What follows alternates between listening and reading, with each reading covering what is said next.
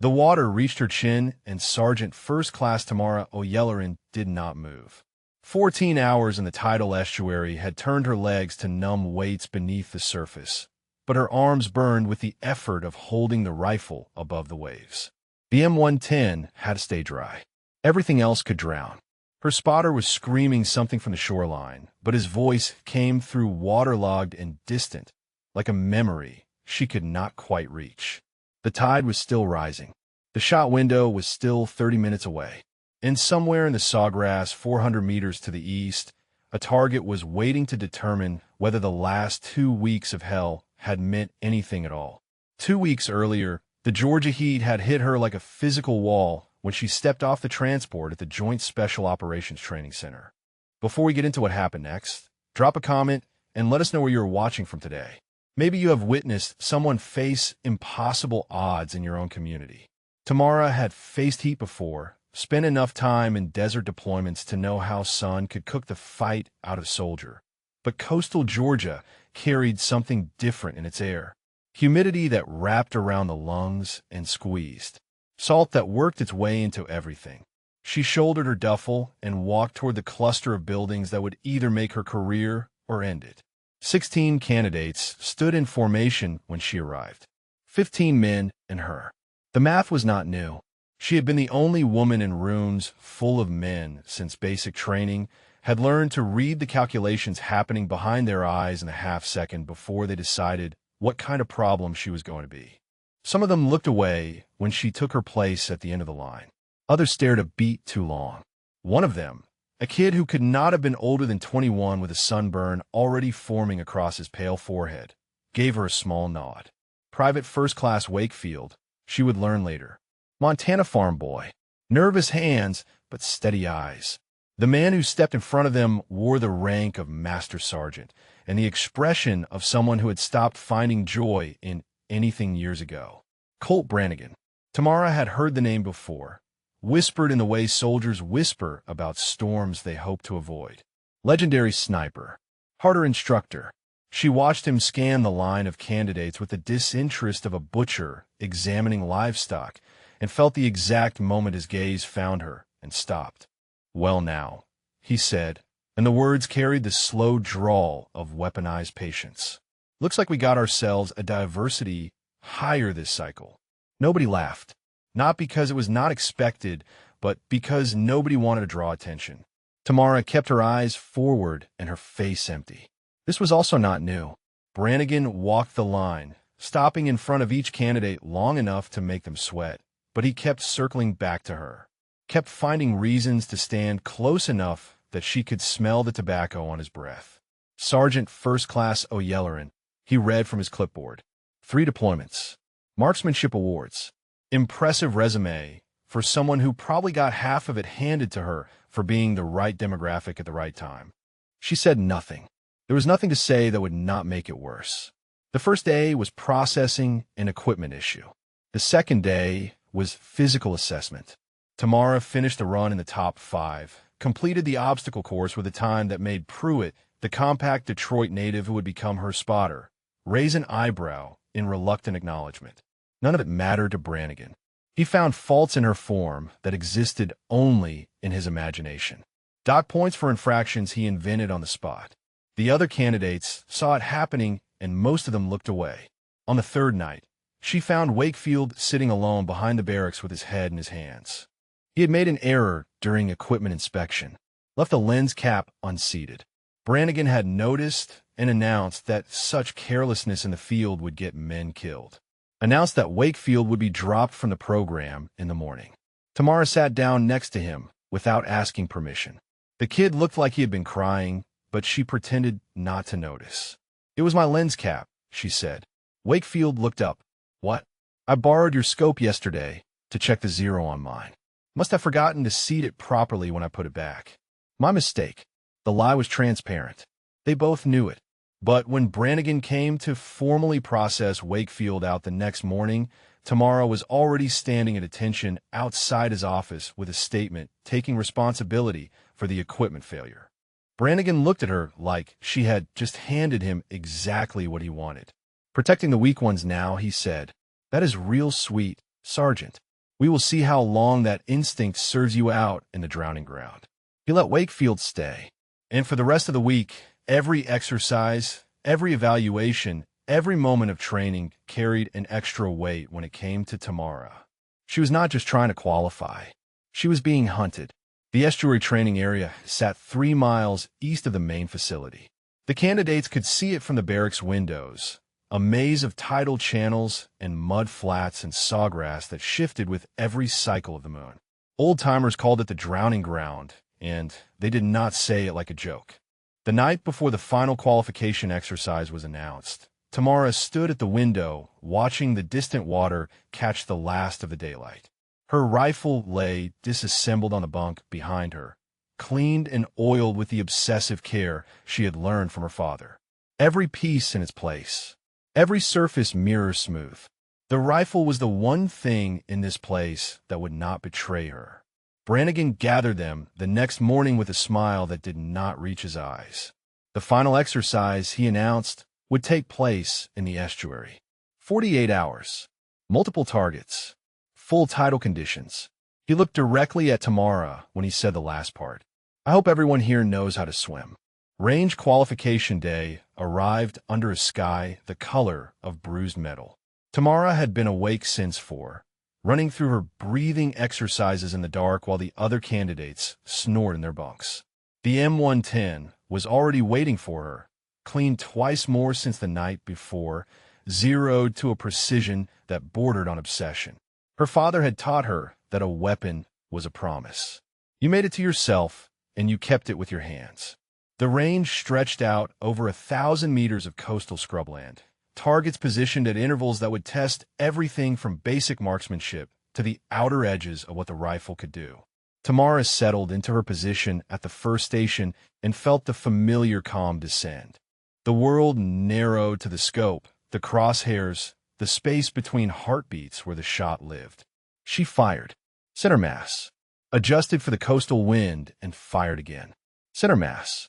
By the third station, Pruitt had stopped pretending not to watch. He was assigned as her spotter for the qualification exercise, a pairing he had clearly not requested, and for the first 4 days he had treated her with the careful distance of a man trying not to catch a disease.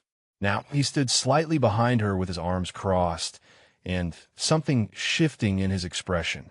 Fourth station, 500 meters. Wind picking up from the southeast. Tamara made the calculation without conscious thought, the math living somewhere in her muscles now after years of practice. She squeezed the trigger and watched the target snap backward. Pruitt let out a low whistle before he could stop himself. Brannigan appeared at her shoulder like he had been waiting for exactly this moment. He studied the target through his binoculars for a long moment, then lowered them with a slight shake of his head. Took you too long to acquire, he said, deducting 3 points for target transition speed. Tamara kept her eyes forward. The transition had been textbook. They both knew it. The pattern continued through the morning. Every shot she made, Brannigan found a reason to mark down. Trigger discipline issues that did not exist. Breathing rhythm concerns that contradicted the evidence of her groupings. By the time she reached the final station, her official score had been carved down to something barely passing despite a performance that would have earned honors from any fair evaluator. Pruitt fell in a step beside her as they walked back to the equipment station. His voice was low enough that only she could hear. That was the best shooting I have seen in 3 cycles, he said. What he is doing to your score is criminal. Tamara kept walking, acknowledging it would not change it.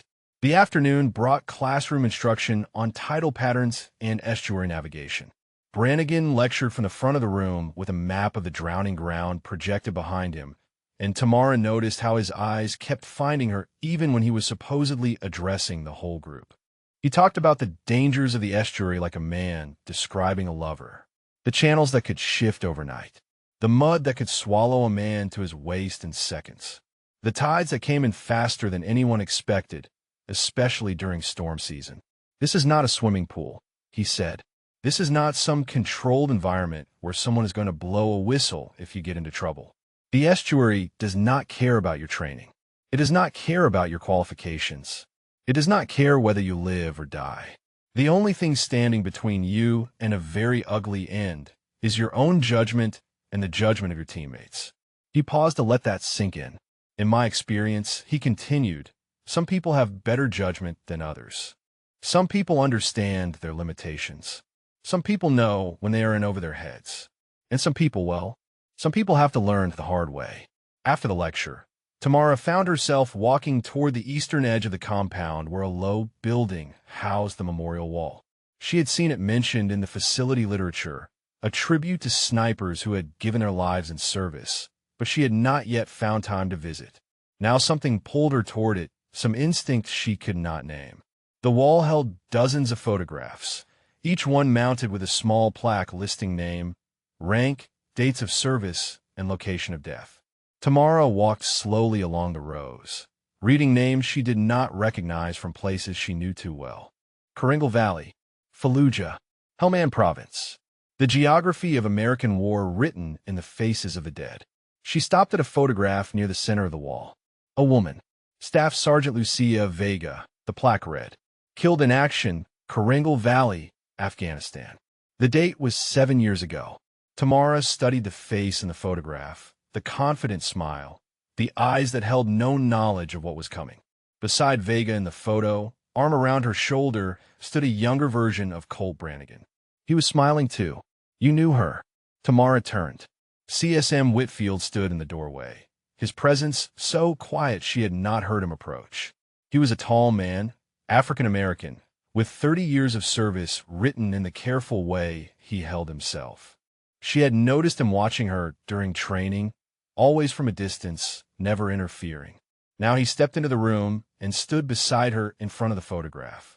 She was his spotter, Whitfield said, before she was a student. He trained her himself, fought to get her into the program when half the brass wanted to keep it closed. She was one of the best I ever saw. Tamara looked back at the photograph. What happened? Whitfield was quiet for a moment. That is his story to tell, he said finally. If he ever decides to tell it. What I will say is this. Sometimes the things that break us look a lot like the things we used to love. He turned to leave, then stopped at the door. Your father was a good man, Sergeant O'Yellerin. I expect you already know that. But you should also know that he would be proud of what you're doing here. Prouder than you can imagine. Before Tamara could ask how he knew her father, Whitfield was gone. She stood alone in front of the memorial wall for a long time, looking at the face of Lucia Vega, trying to understand what she had just learned. Brannigan had trained a woman, believed in her, lost her, and now he spent his days trying to break every woman who walked through his door. The realization did not make her hate him less, but it made the hatred heavier, more complicated, threaded through with something that might have been pity if she let it. That night, another candidate found her in the equipment room. Sergeant Castillo, a quiet man from Texas who had kept his head down through most of the training. He looked over his shoulder before speaking. I heard something, he said, about you, about what Brannigan has planned. Tamara waited. He has never let a woman pass this program. Not once in 8 years. The last one who tried, she did not just wash out. She ended up in the hospital. Stress fracture, they said, but everyone knows he pushed her until something broke. Castillo shifted his weight, clearly uncomfortable with what he was about to say next. He does not just want you to fail, Sergeant. He wants to break you. And from what I hear, the estuary exercise is where he is planning to do it. The training pool sat behind the main complex, an Olympic-length rectangle of chlorinated water that smelled nothing like the ocean but still made Tamara's chest tighten when she saw it. Water training was mandatory for estuary qualification. Every candidate had to demonstrate proficiency in combat swimming, underwater navigation, and equipment recovery. For 15 of the 16 candidates, it was just another box to check. For Tamara, it was a door she had spent 27 years trying not to open. She was 7 years old the first time the water tried to kill her. A beach trip with her father, the Georgia coast, waves that looked gentle until they wrapped around her ankles and pulled. The riptide had come out of nowhere, dragging her small body away from shore with a force that seemed personal. She remembered the salt burning her throat, the sky spinning between gulps of ocean, the absolute certainty that she was going to die. Then her father's hands, strong and sure, lifting her out of the current like she weighed nothing at all. He had carried her back to the beach and held her while she sobbed. And when the crying finally stopped, he had said something she never forgot. The water will always try to take you, Tamara, but you are stronger than its pull. You must make yourself believe that. She had spent her whole life trying to believe it. Brannigan stood at the edge of the pool with a clipboard and that familiar expression of patient malice. The candidates lined up in their swim gear, and Tamara took her place at the end, controlling her breathing the way she controlled her trigger squeeze. Slow and steady. No wasted motion. Basic combat swim first, Brannigan announced. For lengths, full gear, under 3 minutes. Anyone who fails gets one retry. Anyone who fails the retry packs their bags tonight. The first candidates entered the water in pairs. Tamara watched them cut through the pool with varying degrees of efficiency, some struggling with the weight of their equipment, others moving like they had been born to it. Pruitt finished in 2 minutes 12 seconds and climbed out shaking water from his close-cropped hair. He caught her eye and gave a small nod. Something had shifted between them since the range. Not friendship exactly, but the beginning of professional respect. O'Yellerin, Brannigan called. You're up, and since you seem so eager to prove yourself, let us make it interesting. Full gear plus the training rifle. Simulated combat load. Nobody else had been required to carry the extra weight. Tamara felt the other candidates watching, felt the unfairness of it settle into her bones. She said nothing. She picked up the training rifle and walked to the edge of the pool. The water was colder than she expected. It wrapped around her legs as she descended the ladder, and for a terrible moment she was 7 years old again, the riptide pulling her under, her lungs burning for air. Her hands tightened on the rifle. Her father's voice echoed somewhere in the back of her mind, stronger than its pull. She pushed off the wall and swam. The gear dragged at her with every stroke. The rifle wanted to slip, wanted to sink, wanted to pull her down with it. She fought for each meter, her muscles screaming, her lungs demanding more oxygen than her controlled breathing could provide. 1 length, 2 lengths. The wall seemed to get farther away instead of closer. 3 lengths. Her vision started to narrow at the edges. She touched the far wall at 2 minutes 51 seconds and hauled herself out of the pool before her legs could betray her. Water streamed from her gear. Her hands were shaking, but she clasped them behind her back before anyone could see. Brannigan checked his stopwatch with obvious disappointment. Passing time, he said. Barely. After the basic swim came underwater navigation and equipment recovery drills. Tamara volunteered for every iteration, pushing herself into the water again and again until the fear became just another obstacle to manage. The other candidates began to notice. Some of them whispered about her, wondering why she kept subjecting herself to exercises she could have avoided. Only Pruitt seemed to understand. He found her during the lunch break, sitting alone behind the equipment shed with her hands still trembling slightly. You hate the water, he said. It was not a question. Tamara considered lying. Decided against it. Yes. Pruitt sat down beside her without asking permission. Then why do you keep volunteering for the hardest drills? Most people avoid the things that scare them. She was quiet for a long moment, watching a hawk circle in the distance. My father used to say that fear is just a direction. It shows you where you need to go. Pruitt let out a short laugh. That is either the wisest thing I have ever heard or the craziest. Probably both, Tamara admitted, and something loosened in her chest when he laughed again. They sat in comfortable silence for a few minutes. Then Pruitt spoke again, his voice more serious. Look, I will be honest with you. When they assigned me as your spotter, I was not happy about it. I had heard things about women in combat roles. Thought they were true. But watching you these past few days, the way you shoot, the way you handle Brannigan's garbage without breaking. He shook his head. I was wrong, and I do not say that often. Before Tamara could respond, a sharp whistle cut through the air. Afternoon training was starting. She stood and offered Pruitt her hand. He took it. That night, she returned to the equipment room to prep her rifle for the next day's exercises. The ritual of disassembly and cleaning had always calmed her. The familiar weight of each component, the smell of gun oil, the precision of putting everything back in its proper place. Her father had taught her this too. A weapon maintained is a promise kept.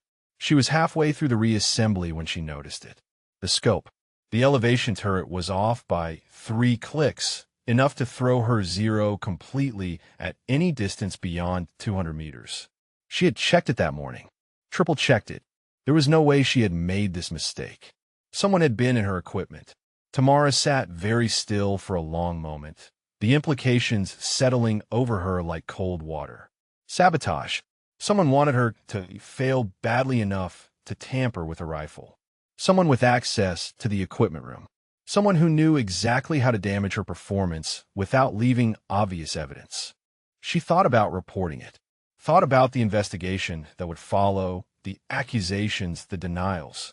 Thought about Brannigan's smile when he heard. Instead, she began the long process of rezeroing her scope in the darkness of the equipment room, working by touch and memory until the settings matched the records she had memorized. If they wanted to beat her, they would have to do it in the daylight. They would have to look her in the eye. She finished the work just before midnight and walked back to the barracks under a sky full of unfamiliar stars. Tomorrow would bring more tests, more obstacles, more opportunities for Brannigan and whoever was helping him to push her toward the breaking point. Let them push, she thought. The water had tried to take her once. She was still here. Tamara did not sleep that night. She lay in her bunk with her eyes open, listening to the breathing of the other candidates, running through the list of people who had access to the equipment room. The list was short. Instructors, facility staff, and candidates who had already completed their qualifications. Brannigan's name sat at the top like a signature on a death warrant. Dawn came gray and heavy with the promise of rain. The day's exercise was a field stalking drill, 2,000 meters of coastal terrain, ending in a single shot from a concealed position. Tamara had spent the hours before sunrise confirming her scope adjustments, running the numbers again and again until she was certain the sabotage had been corrected. If someone checked her rifle again, they would find it exactly as it should be. They would have no idea she knew. The stalking course began at the tree line and wound through a maze of scrub brush, tidal pools, and sandy ridges that offered limited cover. Tamara moved in increments, measuring each placement of her body against the terrain, becoming part of the landscape in the way her instructors had taught her years ago. Patience was the sniper's first weapon. Stillness was the second. The rifle was only the third. She reached the final position 11 minutes ahead of the required time and settled into a natural depression between 2 salt-weathered logs. The target was a metal silhouette positioned on a berm 1,600 meters to the east. Wind was coming from the southeast at 8 knots with gusts to 12. She made her calculations, adjusted her scope, and waited for the signal. When the radio crackled with the command to fire, she squeezed the trigger without hesitation. The rifle kicked against her shoulder. 1,600 meters away, the silhouette rocked backward with the impact of a center mass hit. Brannigan was waiting when she emerged from the course. He had a pair of binoculars around his neck and that expression she had learned to recognize, the one that meant he was searching for something to use against her. "Took your time getting to the firing position," he said. "I arrived 11 minutes early," Tamara replied. Her voice was flat, factual. She had learned not to give him emotion to feed on. Brannigan's jaw tightened almost imperceptibly. "That is what the timekeeper says. But I was watching your approach from the observation post. Seemed to me like you were hesitating. Uncertain. Not the kind of performance I expect from someone who thinks she belongs in this program." Tamara said nothing. The target spoke for itself. That afternoon brought a classroom session on advanced tidal navigation. Chief Warrant Officer Resendiz led the instruction, a compact woman in her mid-40s with a silver streak in her black hair and a slight limp that spoke of old injuries. She was the only female officer assigned to the training facility, and in the 6 days since Tamara's arrival, they had not exchanged more than a handful of words. But Tamara had noticed the way Resendiz watched her during exercises, the small nods of acknowledgement when she performed well, the careful distance that suggested solidarity without favoritism. After the session ended, Resendiz caught Tamara's eye and tilted her head toward the corridor, a summons disguised as suggestion. Tamara followed. They walked in silence until they reached a small office at the end of the administrative wing. Resendiz closed the door behind them and leaned against her desk with her arms crossed. "Someone tampered with your equipment," she said. It was not a question. Tamara kept her face neutral. "How did you know?" "Because they did the same thing to me 15 years ago. Different program, different instructor, same playbook." Resendiz shook her head slowly. "They figure if they cannot break you with the training, they will break you with doubt. Make you question your own competence. Make you think you are failing when you are not." "Did you report it?" Resendiz laughed, but there was no humor in it. "I reported it. Launched an investigation. They found nothing conclusive, and I spent the rest of my time there under a cloud of suspicion. People figured I was making excuses for my own failures. It nearly ended my career." Tamara absorbed this. "Then what do you suggest I do?" "What you're already doing. Check your equipment twice. Trust your training. Do not let them see you sweat. And when the final exercise comes, be so good that no amount of sabotage can touch you." Resendiz paused, her eyes meeting Tamara's with an intensity that felt like a transfer of something important. "They want you to fail quietly. Do not give them the satisfaction." The conversation stayed with Tamara through the rest of the day. She thought about it during dinner, pushing food around her tray without appetite. She thought about it during the evening equipment check, her hands moving through the familiar ritual with extra care. She thought about it as she lay in her bunk that night, listening to rain begin to tap against the barracks roof. Pruitt found her in the common area the next morning, his face troubled. "Did you hear about the exercise modification?" he asked. Tamara shook her head. "Brannigan pushed it through last night. The estuary qualification is being extended from 48 hours to 72, and they're moving it up. It starts in 3 days instead of 5. Why the change?" Pruitt glanced around to make sure they were alone. "Officially, weather window. There is a storm system coming in late next week, and they want to complete the exercise before it hits." Unofficially, he lowered his voice.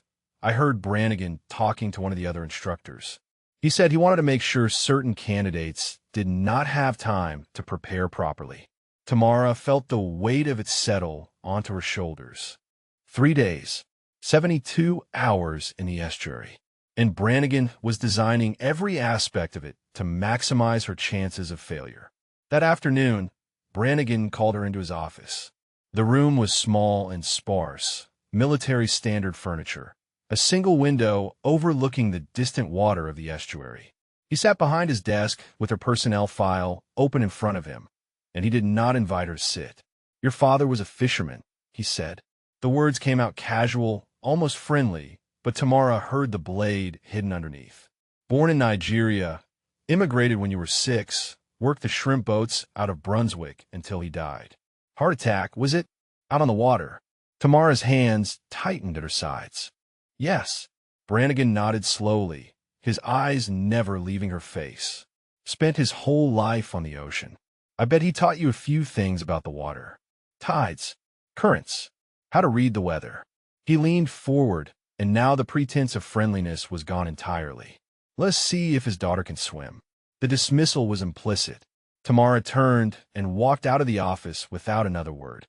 Her heart was pounding and her palms were slick with sweat, but her face showed nothing. He knew about her father. He knew about the water. And in 3 days, he was going to use both of them to try to drown her. The pool was empty when Tamara entered the training facility at 0400. She had not been able to sleep, her mind churning through scenarios and calculations, and finally she had given up and come here. To the water, to the thing that frightened her most. She stood at the edge of the pool in the gray, pre-dawn light, looking down at the surface that reflected nothing back. Somewhere in the estuary 3 miles east, the tide was beginning its slow retreat, exposing mud flats and channels that would fill again in 12 hours.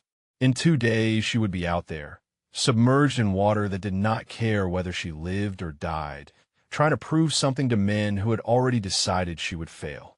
Her father's voice came to her unbidden. She was 7 years old again, coughing salt water onto the sand while his hands held her steady. "You must understand something, Tamara. The water is not your enemy. It does not hate you. It does not want to hurt you. The water simply is. Your fear is what makes it dangerous. Your fear is what will drown you if you let it. She had not understood him then. She was not sure she understood him now. Tamara stripped down to her training suit and descended the ladder into the pool. The water closed around her legs, her waist, her chest. Cold, impersonal. She forced herself to keep going until her feet left the bottom and she was floating, suspended in the element that had tried to kill her 27 years ago. She stayed there for an hour, floating, breathing, letting the fear wash through her without fighting it. When she finally climbed out, something had shifted. The fear was still there, but it felt smaller, more manageable, like a weight she could carry instead of one that would crush her. The day brought more preparation drills, but Tamara moved through them mechanically.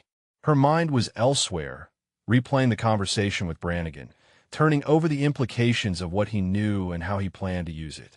He had done his research. He understood that the water was her weakness, and he was going to exploit that weakness with surgical precision.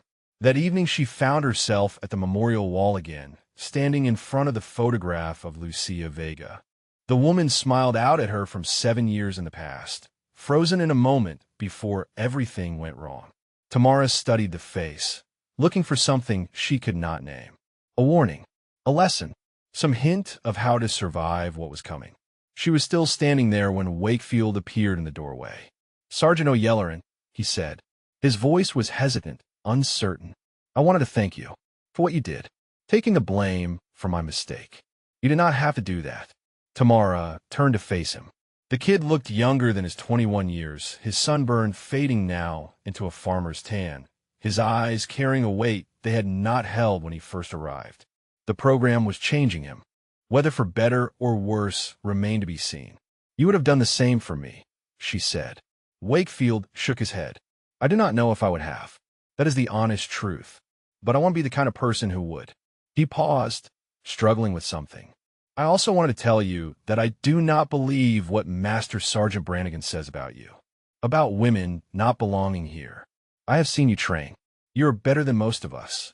The words landed somewhere soft in Tamara's chest. "Thank you, Private."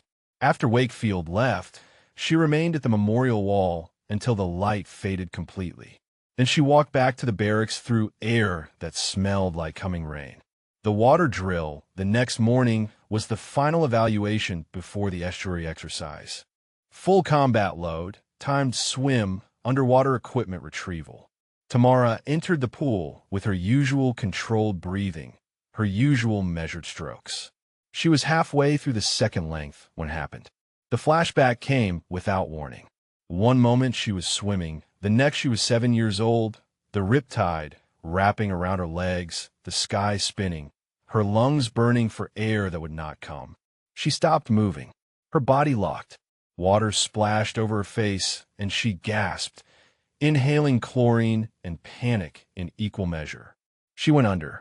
Time stretched and compressed. She was drowning. She was dying. Her father was not here to save her. Nobody was coming.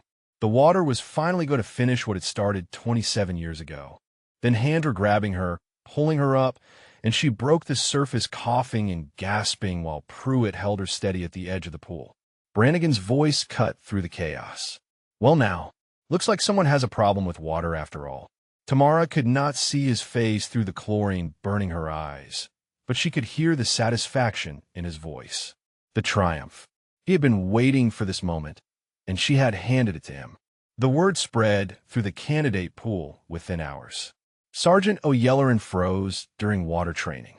Sergeant O'Yelleran had to be rescued from a pool. Sergeant O'Yelleran was not as tough as everyone thought. Tamara felt the shift in how people looked at her, the recalibration of their assessments. Even those who had begun to respect her were now questioning whether she could handle the estuary. That night, she sat alone in the equipment room with her rifle disassembled on the table in front of her. The pieces blurred as tears she refused to shed burned in her eyes. She had come so far, survived so much, and in one moment of weakness, she had given Brannigan exactly what he needed to justify failing her. Her hand found the bell. Every candidate knew about the bell. Ring it and you were out. No questions, no arguments, no second chances. She had walked past it 100 times without giving it a thought. Now she held it in her palm, feeling its weight, imagining the sound it would make. One ring, and this would all be over. The fear, the harassment, the impossible odds. She could go back to her regular unit, back to a career that was already successful by any reasonable measure. Nobody would blame her. Most people expected her to fail anyway. She thought about her father, the way he had worked 3 jobs to give her opportunities he never had, the pride in his eyes when she graduated basic training, the quiet faith he had always shown in her, even when she could not find it in herself. What would he say if she quit now? The water will always try to take you, Tamara, but you are stronger than its pull. She set the bell down, stood up, walked back to the barracks. Tomorrow was the final day of preparation. The day after that, the estuary exercise would begin. Brannigan would be waiting. The water would be waiting. And she would walk into both of them with her eyes open. She would not break. Not for him. Not for anyone. Resendiz found her before dawn on the final preparation day. Tamara was sitting on the steps behind the barracks, watching the eastern sky turn from black to gray, when the older woman lowered herself down beside her with a small grunt of discomfort from her bad leg. "I heard about what happened in the pool," Resendiz said. Tamara kept her eyes on the horizon. Everyone heard. They sat in silence for a moment. Then Resendiz spoke again, her voice carrying a weight that made Tamara turn to look at her. "Did anyone ever tell you what happened to Lucia Vega?"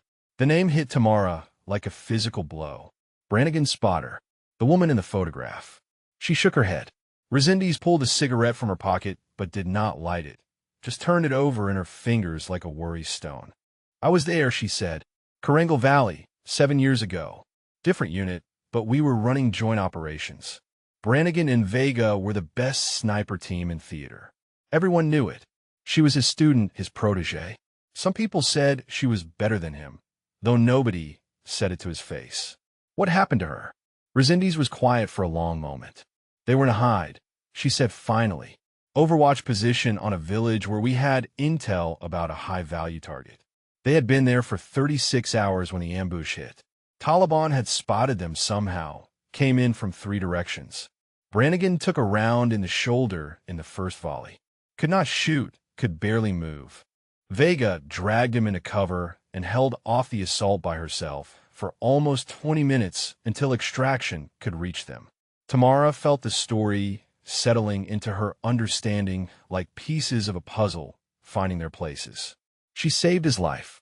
She saved his life," Resendiz confirmed. "And then, when the helicopter was 30 seconds out, she took a round through the throat, bled out in his arms before the medics could touch her. He carried her body onto that bird and did not say a word for 3 days afterward. The sky was lighter now, pink and gold spreading across the clouds." Tamara thought about the photograph on the memorial wall, the smile that did not know what was coming, the arm around Brannigan's shoulder. "He blames himself," she said. "He blames everyone." Resendiz finally lit the cigarette, took a long drag, exhaled slowly. "He blames himself for getting shot. He blames the army for putting a woman in that position. He blames Vega for dying when she should have lived. And now he blames every woman who walks through his door for reminding him of what he lost. That is not given the right to destroy people." "No." Resendiz shook her head. "It does not. But it explains why he does it. And sometimes understanding your enemy is the first step to defeating them." She stood, her bad leg making the motion stiff and painful. Tamara rose with her. "He is not evil," Resendiz said. "He is broken. That does not make what he does acceptable, but it makes him predictable. He will push you toward the water because that is where he lost her. He will try to break you the way he was broken. And if you understand that, you can use it." "How?" Resendiz smiled, but there was no warmth in it. "By being everything she was and more. By surviving what she did not. By proving that his grief does not get to define what women can accomplish." She walked away without another word, leaving Tamara alone with the sunrise and a new understanding of the man who was trying to destroy her. The final briefing came at 1400 hours. All 16 candidates gathered in the main classroom while Brannigan outlined the parameters of the estuary exercise. 72 hours. 6 target engagements at various points throughout the course. Full tidal conditions with a storm system approaching from the southeast. Tamara listened to the details with a focus that bordered on meditation. Insertion point at the northern edge of the estuary. Extraction point 18 kilometers to the south. Targets would be revealed via radio at unpredictable intervals. Scoring would be based on accuracy, timing, and survival. One more thing, Brannigan said, and his eyes found Tamara in the crowd. Weather Service has updated their forecast. That storm is moving faster than expected. We are looking at significant tidal surge starting around hour 40 of the exercise. Anyone who wants to withdraw before insertion, now is the time. Nobody moved. Tamara felt the weight of attention on her, felt the expectation that she would be the one to step forward and ring out. She kept her eyes on Brannigan and did not blink. The teams were assigned. Tamara drew Pruitt as her spotter and Wakefield as their third, a combination that felt like either cosmic justice or cosmic joke. They spent the remaining hours before insertion checking equipment, reviewing maps, and running through contingency plans for every scenario they could imagine. Pruitt pulled her aside as the sun began to set. "Listen," he said, "I know what happened in the pool. I know what everyone is saying. But I also know what I've seen you do on the range and in the field. You are the best shooter in this program, maybe the best I have ever worked with. Whatever is going on between you and the water, you're going to have to figure it out. But I want you to know that I have your back out there. Whatever happens." Tamara looked at him for a long moment. The skepticism that had marked their first interactions was completely gone now, replaced by something that looked like genuine respect. "Thank you," she said. "That means more than you know." They inserted at 2200 hours, sliding into the black water at the northern edge of the estuary while the last light faded from the sky. The water was warmer than the pool blood temperature, and it wrapped around Tamara's body like a living thing. She felt her heart rate spike, felt the old fear clawing at the edges of her control. Stronger than its pull, she pushed forward into the darkness, her rifle held high above the waterline, Pruitt and Wakefield moving in silent formation behind her. The estuary swallowed them whole. The first 6 hours were navigation. They moved through a maze of channels and mud flats, following the maps they had memorized, adjusting for tidal shifts that did not quite match the predictions. Tamara took point, her father's knowledge of coastal waters proving more valuable than any formal training. She read the currents the way he had taught her, felt the subtle shifts that indicated deeper channels and hidden obstacles. At 0400, the radio crackled with their first target assignment. 800 meters to the southeast, a clearing on a small island that would only be accessible for another 2 hours before the tide cut it off. They moved. Tamara settled into position as the first gray light of dawn touched the horizon. The target was a silhouette mounted on a post, barely visible through the sawgrass. She made her calculations, adjusted for the morning humidity, and waited for the signal. When it came, she fired. The silhouette rocked backward. "Center mass. 1 down," Pruitt whispered. 5 to go. But as they prepared to move to the next waypoint, Tamara noticed something that made her blood run cold. The water in the channel behind them was rising faster than it should, much faster than the tide tables predicted. "The storm," she said, "is pushing the surge ahead of schedule." Pruitt checked his watch, then looked at the water. His face went pale. "If this keeps up," he said, "half the extraction route will be underwater by tomorrow night." Tamara looked south, toward the 18 kilometers of estuary that stood between them and safety. Somewhere out there, Brannigan was watching, waiting. The water was rising, and the storm was coming, and everything was about to get much worse. They pushed south through water that rose with every passing hour. The estuary had transformed from training ground to adversary.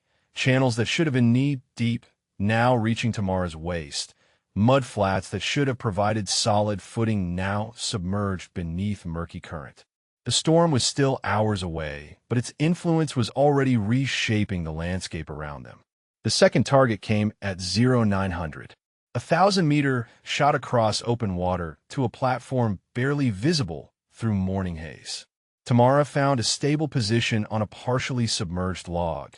bracing herself against the current while Pruitt called wind adjustments. The shot was clean. 2 down. They ate cold rations while moving, unable to stop long enough for a proper rest. Radio chatter from other teams painted a picture of growing chaos throughout the estuary. One team had already called for emergency extraction after their spotter twisted an ankle in a hidden channel. Another was reporting navigation equipment failure. The exercise was becoming something more than a test. It was becoming survival. Wakefield stayed close to Damara as they moved, his earlier nervousness transformed into focused determination. She had watched him change over the past 2 weeks, the uncertain farm boy hardening into something that resembled a soldier. He still made mistakes, still hesitated when he should have acted, but the core of him was solid. She could see it now. "You are doing well," she told him during a brief pause to check their position. "Your movement has improved." He ducked his head, embarrassed by the praise. "I have been watching you," he admitted. "The way you read the water. It is like you can see things the rest of us cannot. My father taught me." Tamara scanned the horizon, looking for landmarks that matched their map. He spent his whole life on the ocean. Said the water talks to you if you know how to listen. "What does it say?" "Right now it says we need to move to higher ground. The surge is coming faster than anyone predicted."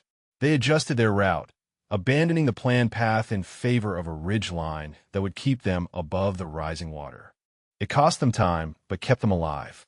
By 1400 hours, they had reached the waypoint for Target 3, a small island that was rapidly becoming smaller as the tide ate away at its edges. The radio crackled. "All teams be advised. Weather update indicates storm acceleration. Tidal surge now projected to exceed original estimates by 40%. Exercise parameters remain in effect. Command out." Pruitt looked at Tamara. 40%. That means the extraction route will be completely underwater by tomorrow morning. "Then we finish before tomorrow morning," Tamara said. Target 3 was a moving silhouette on a mechanical track, designed to simulate a walking patrol. Tamara tracked its pattern for 3 full cycles before taking the shot. The round caught the silhouette's center mass at the apex of its movement. 3 down. They moved again. The sky had darkened to the color of bruised metal, clouds stacking on the southern horizon like a wall. The first raindrops began to fall around 1600 hours, light at first, then heavier. Within an hour, they were moving through a downpour that reduced visibility to 50 meters and turned every surface slick and treacherous. Wakefield was the first to slip. One moment, he was moving in formation behind Damara. The next, he was gone, pulled sideways by a current that had not been there seconds before. Tamara heard his shout cut short as he went under. She did not think. She moved. The water was chest deep where Wakefield had fallen, the current strong enough to drag a grown man off his feet. Tamara pushed through it, her rifle held above her head with one hand while the other reached blindly through the murk. Her fingers found fabric. She grabbed and pulled. Wakefield came up gasping, his eyes wide with terror. He had lost his pack, but he was alive. Tamara dragged him toward a cluster of cypress trees where the current was weaker, both of them fighting for every step. Pruitt reached them 30 seconds later, his face pale beneath the rain. "I lost visual on you," he said. "I thought you were both gone." "We are fine." Tamara checked Wakefield for injuries, found nothing serious. "We need to find shelter. Regroup. Wait for the surge to stabilize." They found an elevated position in the cypress grove, a natural platform created by tangled roots that lifted them above the waterline. The rain continued to fall. The light continued to fade. Somewhere to the south, 3 more targets waited. "You saved my life." Wakefield's voice was quiet, almost lost beneath the sound of the storm. "That is twice now. First the bell, and now this." Tamara shook her head. "You would have done the same." "No." He met her eyes, and there was something new in his expression, something that had not been there before. "I do not know if I would have. The current was too strong. Most people would have let it take me. But you did not even hesitate." She thought about her father, diving into the riptide without a second thought. She thought about the choice that was not really a choice at all. "My father saved me once," she said. "Pulled me out of a riptide when I was 7 years old. I spent the next 27 years being afraid of the water because of that day. But now I think I understand something I did not understand before. What is that? He was not saving me from the water. He was showing me what it means to be strong. Tamara looked out at the flooded estuary, the rain hammering down, the storm still building. Strength is not about not being afraid. It is about moving anyway. It is about reaching for someone when every instinct tells you to save yourself. The radio crackled. Target 4 coordinates incoming. All teams advise that tidal conditions are now considered extreme. Proceed at your own discretion. Tamara checked her rifle. Still dry. She looked at Pruitt and Wakefield, both of them soaked and exhausted but still ready. We have 3 more targets, she said, and about 18 hours before this whole estuary goes underwater. We can shelter here and wait for extraction, or we can finish what we came to do. Pruitt smiled grimly. I did not come this far to quit. Wakefield nodded. Neither did I. Tamara rose to her feet and looked south toward the heart of the storm. The water was still rising. The rain was still falling. And somewhere out there, Brannigan was waiting to see if she would break. Let us move, she said. They pushed back into the flood. The 4th target was positioned on a sandbar that no longer existed. Tamara studied the coordinates through her scope, watching waves break over what should have been solid ground. The surge had swallowed the original firing position completely. Any shot would have to come from the water itself. We cannot make this work, Pruitt said. There is no stable platform anywhere in range. The current is too strong to hold position long enough for an accurate shot. Tamara scanned the flooded terrain, looking for alternatives. 200 meters to the east, a partially submerged deer stand clung to a cypress tree. The structure was old, weathered, clearly abandoned by whatever hunter had built it years ago. But it was above the waterline, and it was within range. There, she said. That thing looks like it will collapse if you breathe on it, Pruitt objected. Then I will hold my breath. They reached the deer stand as darkness began to fall. The structure groaned under Tamara's weight as she climbed, each rung of the ladder feeling like a gamble. But it held. She settled into position on the narrow platform, her legs braced against the railing, her rifle trained on the target 1,200 meters to the southwest. The shot required her to account for wind, rain, failing light, and the subtle sway of the platform beneath her. She made her calculations, adjusted her scope, exhaled slowly. The round flew true. Target 4 went down. They did not have time to celebrate. The radio was already crackling with the coordinates for Target 5, positioned deep in the southern section of the estuary where the flooding was worst. Tamara climbed down from the deer stand and rejoined Pruitt and Wakefield in the chest-deep water below. For the next 4 hours, they moved through a landscape that had become almost unrecognizable. Channels had merged into lakes. Islands had become sandbars. The map they had memorized was now a work of fiction, useful only for general direction. Tamara navigated by instinct, reading the subtle signs her father had taught her. The way debris collected, the direction of current, the sound of water moving through different depths. The rain stopped around 2200 hours, but the clouds remained, blocking any starlight that might have helped them navigate. They moved in near total darkness, communicating through hand signals and whispered words, trusting each other with their lives in a way that went beyond training. Target 5 was mounted on a floating platform that had broken free from its moorings. The thing was drifting slowly southward, pushed by current and wind, a moving target in the most literal sense.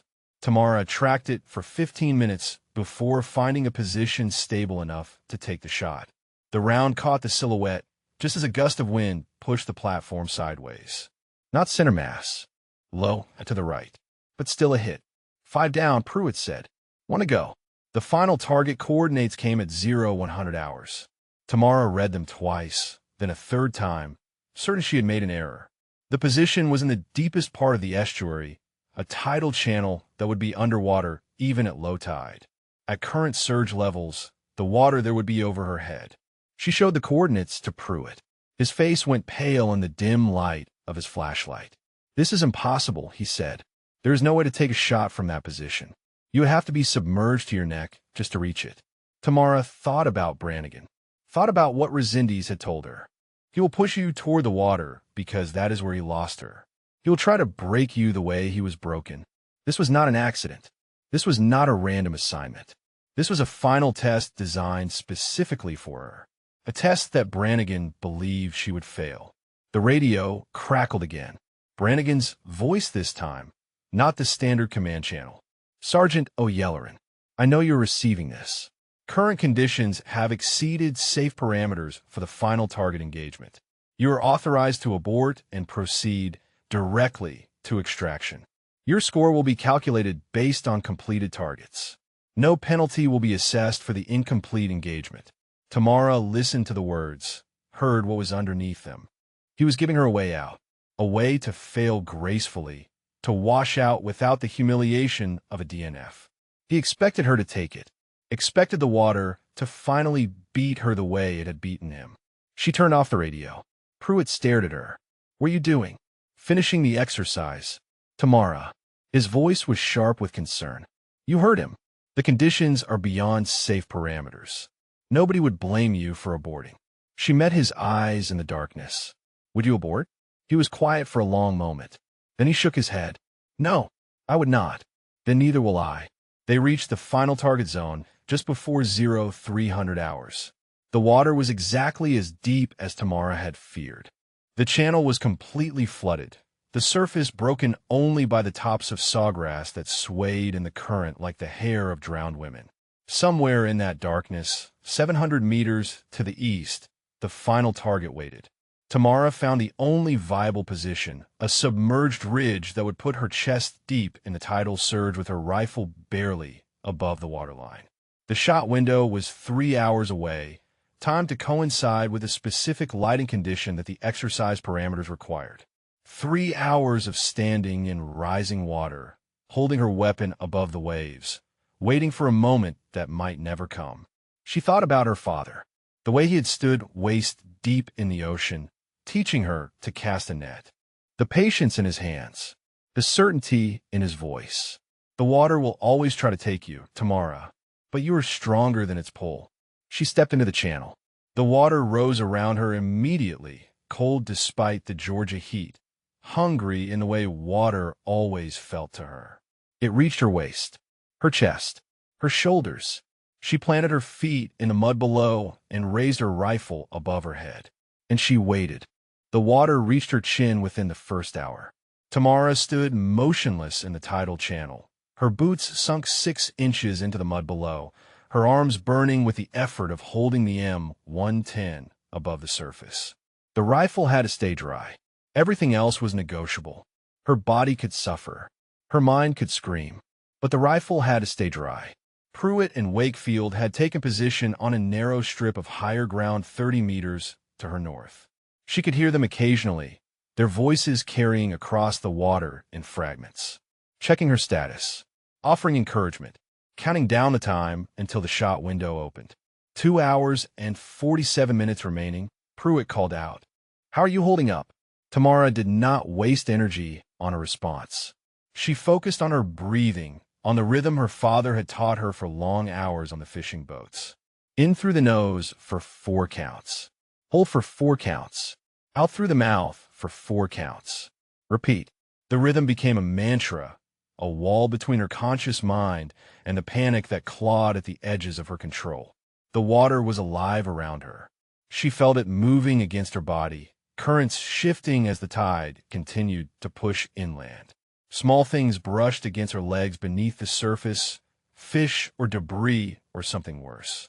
She forced herself not to think about what shared this channel with her, not to think about the story she had heard of alligators in the coastal estuaries, of water moccasins hunting in the shallows. The water rose another inch, then another. Tamara tilted her head back, keeping her mouth and nose above the surface. Her arms had passed through burning into a kind of numb agony that felt almost distant, like pain happening to someone else. The rifle stayed up. That was all that mattered. Memories came to her unbidden. Her father lifting her from the riptide, his hands so strong she thought nothing could ever hurt her as long as he was there. The hospital room where he died, the machines beeping their steady countdown, his hand growing cold in hers. The day she enlisted, standing in the recruitment office with his fishing knife in her pocket, swearing an oath to a country that had given him a second chance at life. She had carried him with her through 3 deployments, through firefights and mortar attacks and the quiet horror of watching friends die. He had been with her through all of it, a voice in her head that never stopped believing she could be more than her fear. He was with her now. The first light of dawn touched the horizon, and Tamara felt something shift in the water around her. The tide was turning. For 3 hours it had been pushing in, raising the level inch by inch, and now it was beginning to pull back. The water would drop. She would survive, if she could hold on for 30 more minutes. Pruitt's voice cut through the gray light. Target is visible, 700 meters east, mounted on the observation platform. Shot window opens in 15 minutes. Tamara blinked salt water from her eyes and tried to focus. Her vision was blurry from hours of strain and exposure. Her arms felt like they belonged to a corpse. But she could see the platform now, a dark shape against the lightening sky, and on it the silhouette of the final target. She began the slow process of lowering her rifle into firing position. Every movement was agony, muscles that had locked into place, screaming as she forced them to respond. The stock settled against her shoulder. Her cheek found a rest. She looked through the scope and saw only blur. "I cannot see," she said, her voice cracking from hours of silence. "Water in my eyes. I cannot clear it." Pruitt was shouting something, but she could not make out the words. The scope showed her only smears of light and shadow, the target somewhere in the middle, but impossible to pinpoint. She blinked again and again, trying to force her eyes to focus, but the salt water had done its damage. The radio on Pruitt's belt crackled.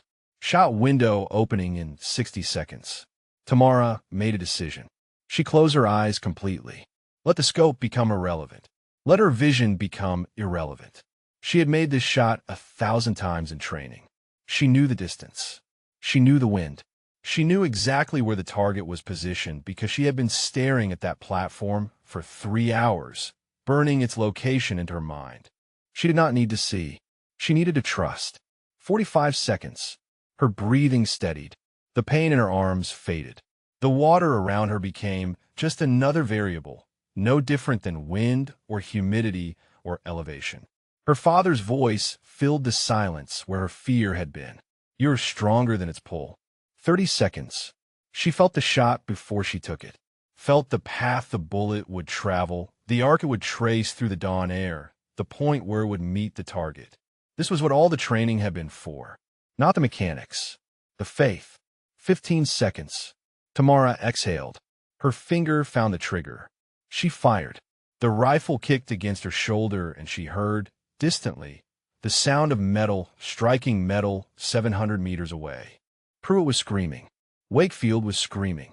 She did not understand the words, but she understood the tone. She had hit the target.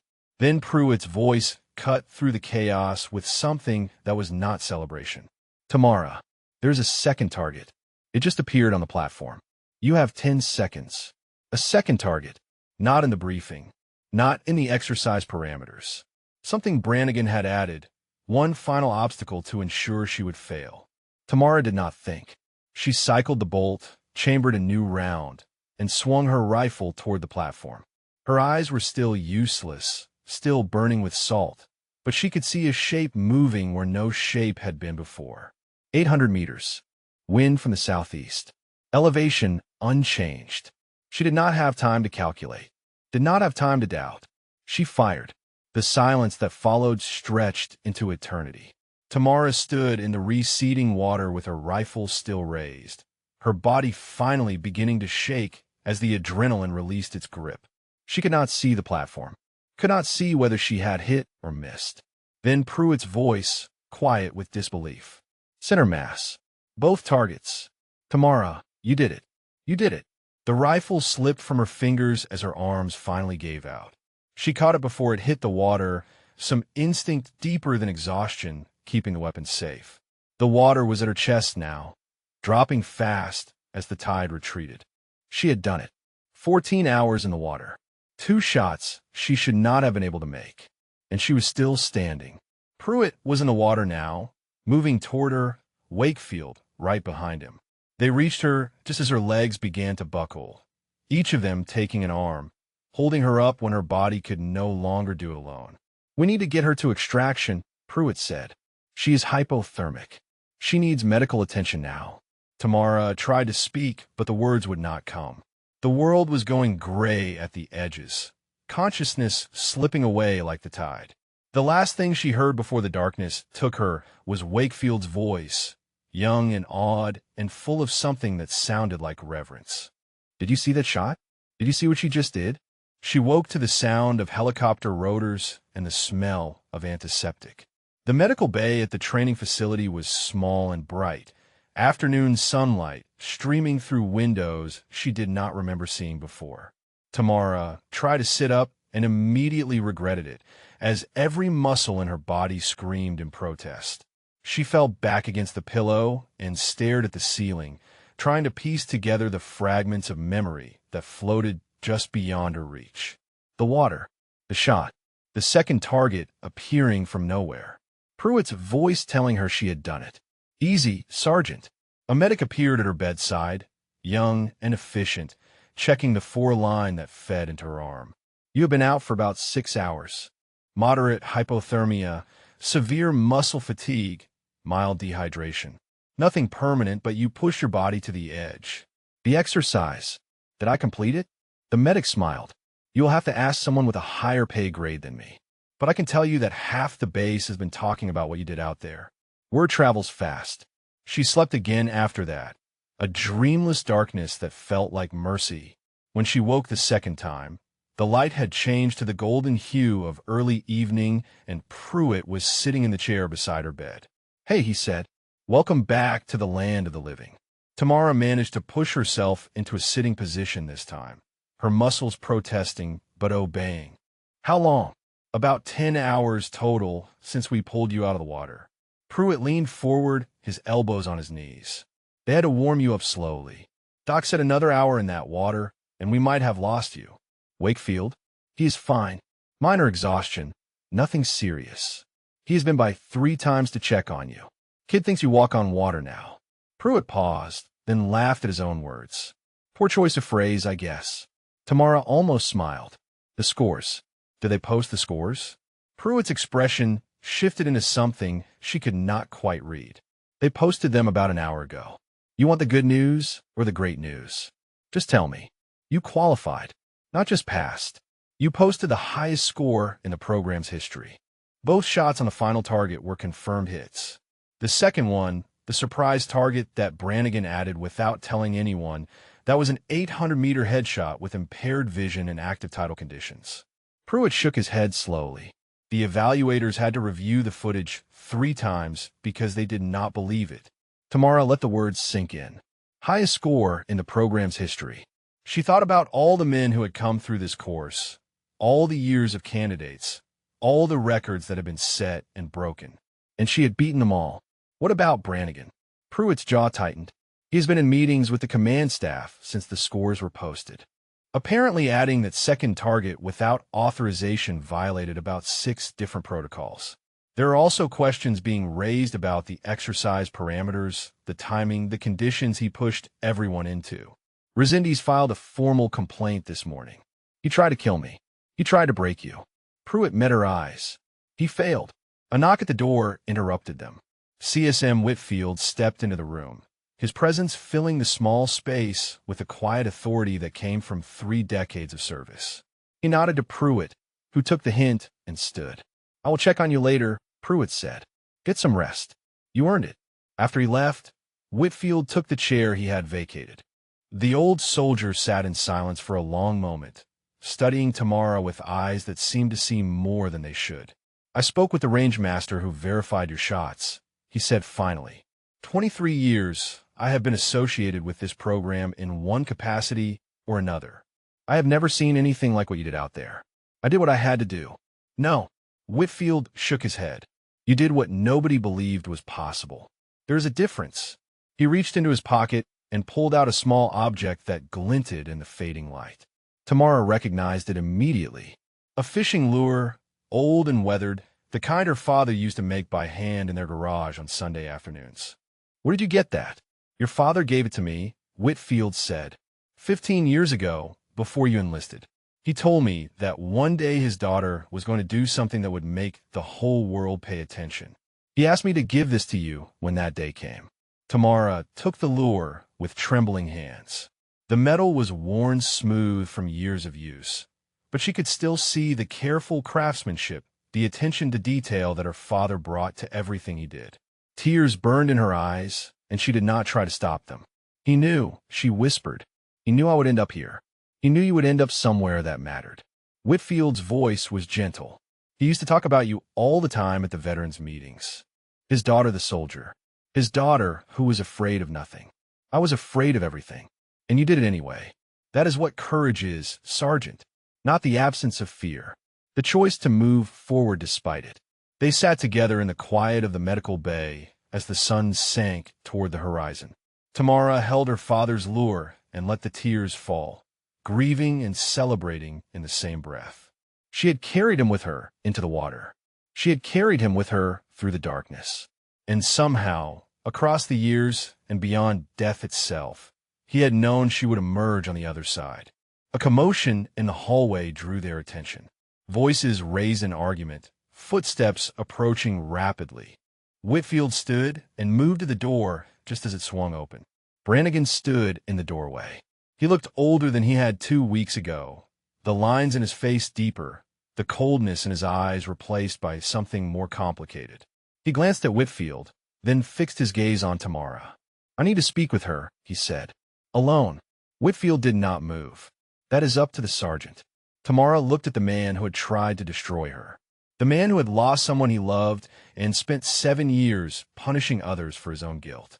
She thought about Lucia Vega smiling in that photograph, about the weight of grief that could turn a person into something they never meant to become. "It is fine," she said. "Let him in." Whitfield hesitated, then nodded. He stepped past Brannigan without a word, pulling the door closed behind him. Tamara and Brannigan faced each other in the fading light. "Say what you came to say," she told him. Brannigan stood just inside the door like a man who had forgotten how to move. The arrogance that had defined him for 2 weeks was gone, stripped away to reveal something rawer underneath. He looked like a soldier who had finally run out of places to retreat. "I'm not here to apologize," he said. The words came out rough, almost defiant, but there was no strength behind them. "Then why are you here?" He was silent for a long moment. When he spoke again, his voice had changed, grown quieter, more human. "Because I need you to understand something. Not to excuse what I did, just to understand it." Tamara waited. She had learned patience in the water. She could wait a little longer. Brannigan moved to the window and stood with his back to her, looking out at the estuary in the distance. The light was almost gone now, the water a dark ribbon winding through the marsh. "Her name was Lucia," he said. "But you already know that. You have seen her picture on the wall. What you do not know is that I loved her. Not the way they write about in regulations. The real way. The way that makes you stupid and brave and willing to die for someone without thinking twice." He turned to face her, and Tamara saw something she had never expected to see in Colt Brannigan's eyes. Pain, raw and unhealed, as fresh as if the wound had been made yesterday. "I trained her myself, fought to get her into the program when everyone said it could not be done. She was better than me by the end, better than anyone I had ever seen. And I was so proud of her. So damn proud." "What happened in Karengal," Tamara said. "It was not your fault." Brannigan laughed, but the sound was hollow. "Everyone says that. The counselors, the chaplains, the review board that cleared me of any wrongdoing. They all say it was not my fault. But I was there. I took the round that should have killed me. And she died, dragging my worthless body to cover." He crossed the room and sank into the chair beside her bed, suddenly looking every one of his 42 years. "For 7 years, I have been trying to make sense of it, trying to find someone to blame. The army for putting her there, the enemy for pulling the trigger, myself for not being faster, stronger, better. And somewhere along the way, I started blaming every woman who walked through that door. Because if I could prove that they did not belong, then maybe her death would mean something. Maybe it would prove that she was the exception, the one in a million who should have made it when all the others could not. You wanted us to fail, so her success would still matter. I wanted you to fail, so I would not have to admit that she was not special, that any woman with enough grit and training could do what she did. Because if that was true, then her death was not a tragedy. It was just statistics. Tamara thought about Lucia Vega, smiling in that photograph with her arm around a younger Brannigan. She thought about all the women who had come through this program in the years since, broken and washed out by a man who could not let go of his grief. She was special, Tamara said quietly, not because she was a woman who could shoot, because she was willing to die for someone she loved. That is not statistics. That is the rarest thing in the world. Brannigan's face crumpled. For a moment, he looked like he might weep, but he pulled himself back from the edge through sheer force of will. I added that second target to break you, he said. When you took the first shot, when I saw that you had actually hit it, I panicked. I called it in myself. Unauthorized. Against every protocol. I wanted you to fail so badly that I was willing to destroy my own career to make it happen. I know. And you made the shot anyway. He shook his head slowly. 800 meters. Impaired vision. Hypothermic. And you put a round through its head like you were shooting paper at the academy range. My father taught me that the water would always try to take me. Tamara held up the fishing lure that Whitfield had given her. He also taught me that I was stronger than its pull. I spent 27 years not believing him. I finally decided to find out if he was right. Brannigan looked at the lure, then at her face. Something shifted in his expression. Not redemption, not forgiveness, but perhaps the first step toward something that might one day resemble peace. I have already submitted my resignation, he said. Effective immediately. There will be an investigation, and I will cooperate fully. Whatever consequences come, I have earned them. Tamara considered this. The man who had tried to destroy her was now destroying himself, and she found that she felt no satisfaction in it. Only a tired kind of sorrow for all the years he had wasted, all the people he had hurt, all the grief he had refused to release. What will you do? I do not know. Visit her grave, maybe. I have not been there since the funeral. He stood, moving toward the door. For what it is worth, Sergeant O'Yelleran, you're the finest sniper I have ever trained. And I include Lucia in that assessment. He paused with his hand on the doorknob. Your father would be proud of you. I never met the man, but I know that much for certain. Then he was gone, and Tamara was alone with the darkness and the distant sound of water. The qualification ceremony took place 3 days later on the parade ground outside the main facility. Tamara stood at attention in her dress uniform, her body still aching from the estuary, but her spine straight and her eyes forward. Beside her, Pruitt and Wakefield and 9 other candidates who had completed the exercise waited for the moment that would change their careers forever. Resendiz performed the ceremony in Brannigan's absence. She moved down the line of candidates, pinning the sniper qualification badge to each chest, offering words of congratulation that were formal but warm. When she reached Tamara, she paused. Sergeant First Class O'Yelleran, she said, her voice carrying across the parade ground. It is my honor to present you with the sniper qualification badge. Your performance during this exercise demonstrated exceptional skill, courage, and determination under conditions that exceeded any reasonable standard. You have earned your place among the finest marksmen in the United States Army. The badge was small, a simple crossed rifles design that weighed almost nothing. But when Resendiz pinned it to Tamara's chest, it felt like the heaviest thing she had ever carried. The candidates broke formation after the ceremony, clustering in small groups to celebrate and say their goodbyes. Pruitt found Tamara standing alone at the edge of the parade ground, looking out toward the estuary. So what happens now, he asked. Tamara touched the badge on her chest. Now I find out what I am capable of. Wakefield joined them a moment later, his young face split by a grin that made him look even younger. I just heard from personnel, he said. We have all been assigned to the same unit. Fort Bragg, Special Operations Support. We ship out in 2 weeks. Tamara looked at the 2 men who had become her teammates, her friends, her brothers in everything but blood. They had carried her out of the water when she could no longer carry herself. They had believed in her when belief was all she had left. "I guess we have 2 weeks to rest up," she said. "Something tells me the hard part is just beginning." The morning of her departure, Tamara woke before dawn and walked to the estuary alone. The storm had passed days ago, leaving the marsh clean and quiet in its wake. The water had receded to its normal levels, the channels and mud flats restored to the patterns she had memorized during training. It looked almost peaceful now, this place that had nearly killed her. Almost gentle. She stood at the edge of the water and let the memories wash over her.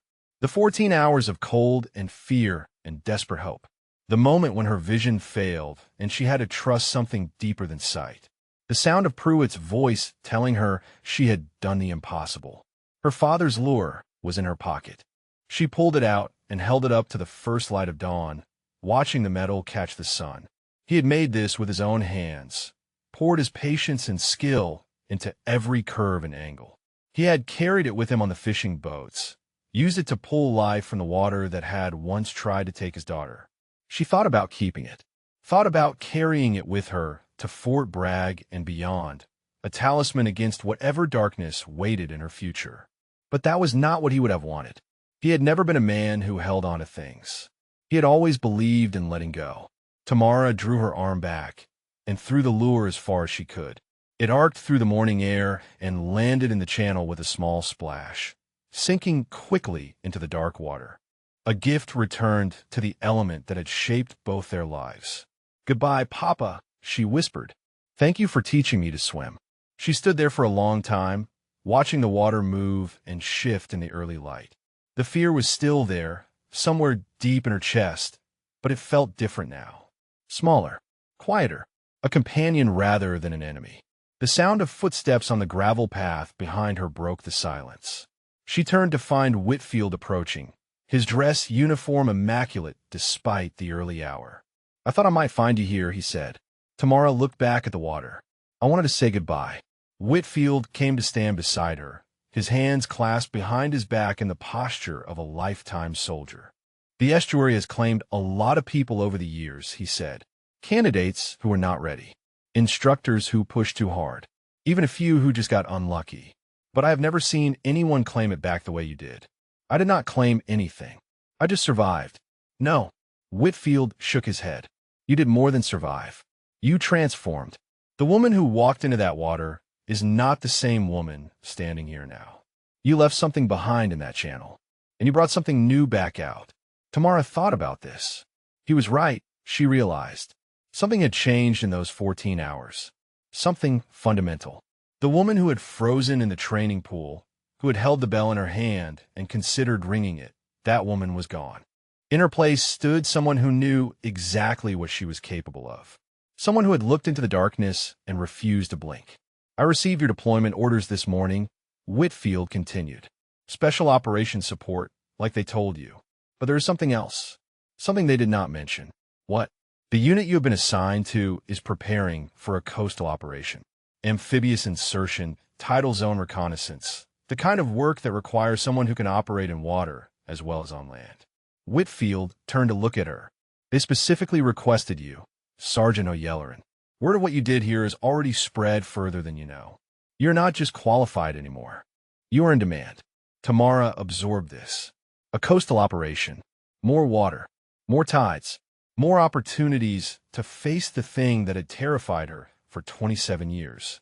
She smiled. "Good," she said. "I was starting to worry I might get bored." Whitfield laughed, a rare sound from a man who had spent 3 decades cultivating gravity. "Your father said you would react that way. He said you had a habit of running toward the things that scared you. He knew me better than I knew myself. That is what fathers do when they are paying attention." They walked back to the main facility together as the sun climbed higher and the base came alive around them. Pruitt and Wakefield were waiting by the transport vehicle, their bags already loaded, their faces showing the mix of excitement and apprehension that came with any new assignment. Resendiz stood nearby, watching the departure with an expression that might have been pride. Tamara paused at the vehicle door and turned to look back at the training facility one last time. The ranges where she had proven her skill. The pool where she had faced her fear. The barracks where she had lain awake wondering if she was strong enough to see this through. She was strong enough. She had always been strong enough. She just needed the water to show her. Sergeant O'Yellerin. Resendiz approached, her limp more pronounced than usual in the morning chill. I wanted to give you something before you left. She held out a small photograph. Tamara took it and found herself looking at an image of Lucia Vega, different from the one on the memorial wall. In this photo, Lucia was standing waist-deep in water, her rifle held above her head, a fierce grin on her face. Training exercise by the look of it. The same pose Tamara had held for 14 hours in the estuary. She would have been proud of you, Resendiz said.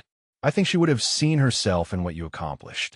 Tamara studied the face in the photograph. A woman she had never met, whose death had shaped the course of so many lives. A sister in arms across the years. I will carry her with me, Tamara said, along with everyone else who helped me get here. She climbed into the transport and took her seat between Pruitt and Wakefield. The engine started. The vehicle began to move. Through the window, she watched the estuary grow smaller in the distance, the dark water catching the light of the rising sun. If you enjoyed this story, drop a comment and let us know your favorite part. Or tell us about someone in your life who showed you what real strength looks like. We would love to hear from you. Tamara touched the badge on her chest, then the pocket where she had carried her father's lure. Both were part of her now. Both would travel with her into whatever came next. The transport turned onto the main road, and the training facility disappeared behind the trees. Ahead lay Fort Bragg, special operations, and a coastal mission that would test everything she had learned. Ahead lay more water, more fear, more chances to prove that she was stronger than its pull. She was ready. Sergeant First Class Tamara O'Yellerin, call sign Tide, leaned back in her seat and closed her eyes. The road stretched out before her. The future was waiting, and she was no longer afraid to meet it.